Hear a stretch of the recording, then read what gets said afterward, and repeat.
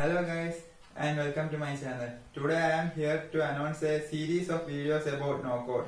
Today I am here to talk about no code and what is it. So what is no code? It is a way to create applications and websites without writing any code. We can make such custom applications even if we don't know how to code and we are not from technical background. No code enables us to create custom applications easily.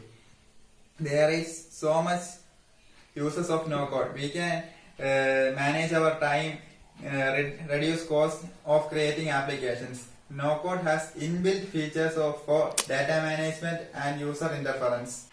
No code uses visual interference to create applications and websites. There are so many no code tools like AI based tools and other tools.